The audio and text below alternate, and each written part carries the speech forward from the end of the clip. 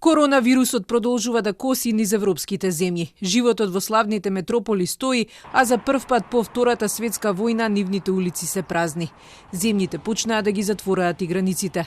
Дел од болниците во Рим френетично брзаат да направат нови одделенија, каде речиси 300 здравствени работници ќе се борат со коронавирусот, кој инфицираше речиси 18.000 луѓе. Италијаните седат заклучени дома, но духот не дозволуваат да замре. Солидарно, излезени на терасите, се бодрат да издржат.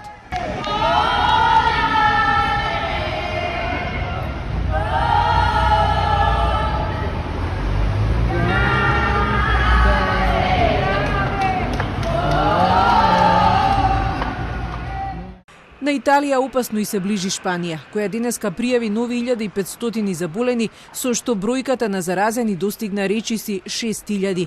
Меѓу заболените е и поранешниот министер за надворешни Хавиер Солана. Данска ги затвори границите. Вонредна ситуација прогласи Бугарија, а Грција утринава јави за втората жртва од коронавирусот.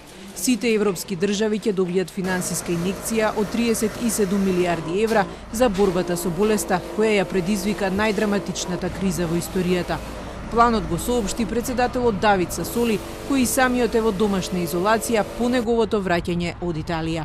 Tutti i paesi innanzitutto saranno aiutati nel campo sanitario, questo significa forniture di materiali, sostegno alle strutture ospedaliere, finanziamento della ricerca per sviluppare quel vaccino che tutti aspettano. La prima sfida è dunque salvare le vite umane. E l'altro impegno è salvare il lavoro, le imprese, l'economia. Per fare questo basta con il rigore. I paesi sono autorizzati a spendere tutto ciò che è necessario per garantire il supporto ai lavoratori dipendenti autonomi, alle imprese, alle banche.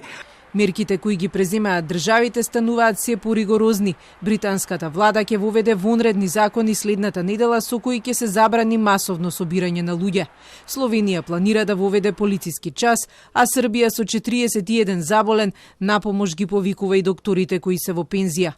Од денеска во Америка ќе може да се стигне само преку Велика Британија и Ирска. Забрана за влез на патници во САД има за 26 европски земји, кои според американскиот претседател се ризично подрачје, од каде може да се шири вирусот преку океанот. Трамп вчера прогласи вонредна состојба во земјата, со што на располагање му се 50 милиарди долари од буџетот за борбата со вирусот. Во Кина, првичното жариште, бројот на заразени се повеќе се намалува. Но сега новиот епицентар е Европа.